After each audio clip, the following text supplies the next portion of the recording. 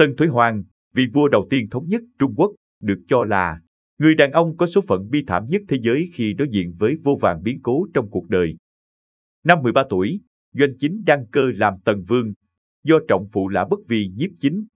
Sau khi đích thân trị vì, ông đã tiêu diệt 6 nước và tự xưng là Thủy Hoàng đế, tức vị hoàng đế đầu tiên trong lịch sử Trung Quốc. Ông tại vị 37 năm.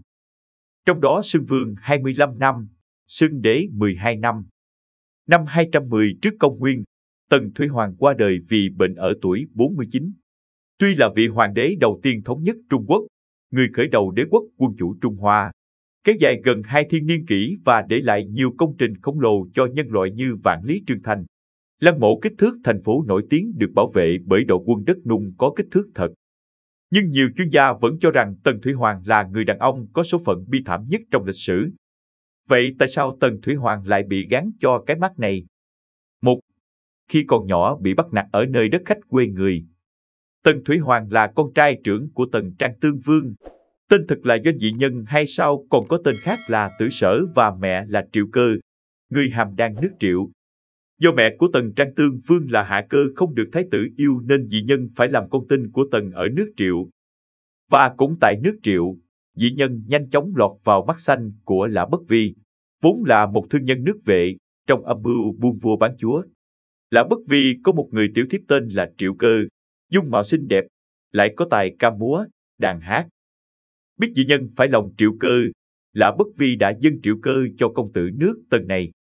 Không lâu sau, Triệu Cơ mang thai và sinh ra Doanh Chính tức Tần Thủy Hoàng sau này.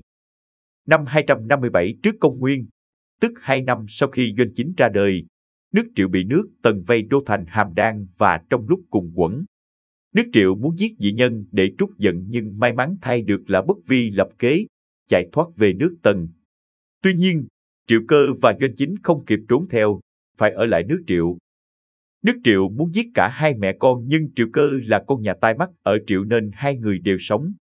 Họ phải lẫn trốn trong dân gian suốt 7 năm trời đằng đẵng, chịu đủ đắng cay tủi nhục và Doanh Chính liên tục bị mọi người bắt nạt. Sau khi Doanh Chính trở về Tần Quốc và lên ngôi vua, ông đã chinh phạt 6 nước chư hầu. Khi tới nước Triệu, Doanh Chính đã tìm kiếm và giết chết những người đã bắt nạt ông hồi nhỏ. Điều này cho thấy rằng cuộc sống thuở bé của Tần Thủy Hoàng đã khổ sở ra sao và sự hận thù trong ông lớn như thế nào. 2. Bị nghi ngờ về xuất thân. Sau khi Doanh Chính cùng mẹ trở về nước Tần, ông đã được phong làm thế tử. Tuy nhiên, lúc này Doanh Chính lại bị một số quan lại trong triều phản đối, vì cho rằng ông không phải là máu mủ của Tần Trang Tương Vương mà là con trai của Lã Bất Vi. Bởi lẽ, trước khi Triệu Cơ trở thành phu nhân của Tần Trang Tương Vương, bà là một tiểu thiếp trong phủ Lã Bất Vi. Nhiều người cho rằng Triệu Cơ đã mang thai trước khi bà được Lã Bất Vi dâng cho Tần Trang Tương Vương. Cái thai được giấu kín, để đủ tháng sinh ra và đặt tên là Chính, tức Tần Thủy Hoàng sau này. Tuy nhiên, một bộ phận lớn triều thần nước Tần vẫn tin vào việc Doanh Chính là con của Tần Trang Tương Vương và hết lòng ủng hộ Doanh Chính trước sau như một. 3. Mẹ cùng người đàn ông khác thông dâm. Trang Tương Vương lên ngôi được 3 năm thì qua đời. Thế tử Doanh Chính lên ngôi Tần Vương, tức Tần Thủy Hoàng. Triệu Cơ trở thành Vương Thái Hậu. Khi Tần Vương Doanh Chính còn nhỏ tuổi, Triệu Cơ nối lại tình xưa với Lã Bất Vi và thường xuyên lén lút tư thông với ông. Về sau khi Tần Vương đã lớn, Lã Bất Vi sợ sẽ mang vạ nên bèn sai Lão Ái giả làm hoạn quan rồi dâng lên cho Triệu Cơ.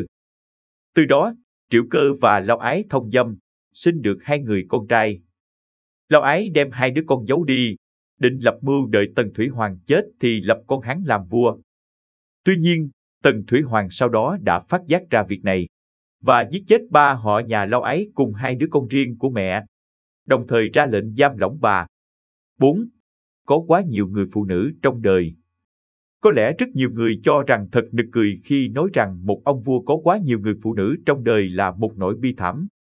Tuy nhiên điều này lại đúng với Tần Thủy Hoàng, bởi lẽ từ khi lên ngôi vua, ông không hề lập hậu.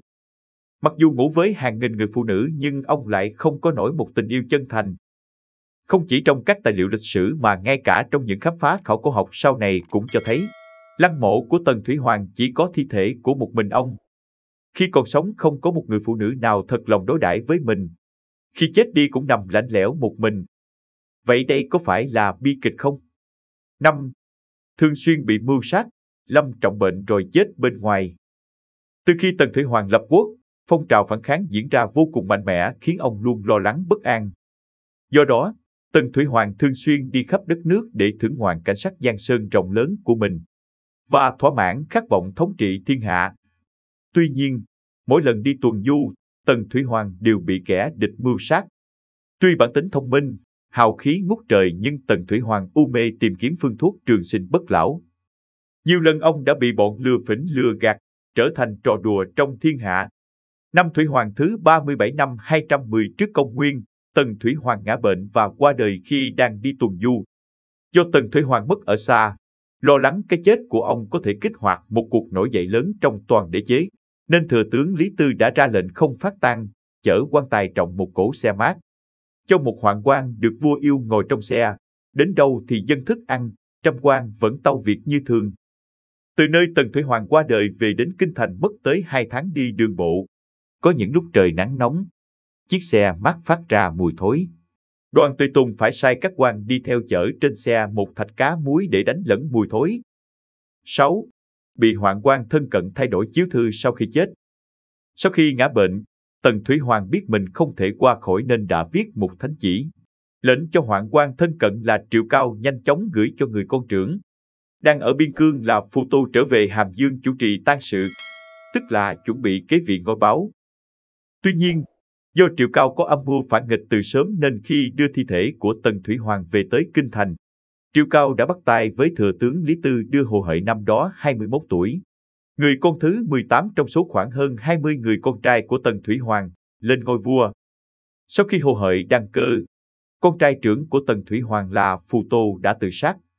Tất cả con cái của Tần Thủy Hoàng, bao gồm cả trai lẫn gái, đều bị Hồ Hợi giết sạch. Bên cạnh đó, Hồ Hợi bị Triệu Cao thao túng, thực hiện nhiều chính sách hà khắc khiến dân chúng phẫn nộ, mở ra nhiều cuộc khởi nghĩa. Năm 207 trước công nguyên sau 3 năm đăng ngôi hoàng đế, Triệu Cao bức tử Hồ Hợi và nhà Tần chỉ tồn tại thêm 46 ngày nữa. Với những lý do trên, liệu trên thế giới còn có ông vua nào bi thảm hơn Tần Thủy Hoàng nữa không? Video của chúng tôi đến đây là kết thúc. Cảm ơn tất cả các bạn đã quan tâm tới xe hay V88 và theo dõi video của chúng tôi. Đừng quên like, share và đăng ký kênh nhé. Đặc biệt đừng quên bật chuông để theo dõi những video nhanh nhất. Một lần nữa xin cảm ơn tất cả các bạn.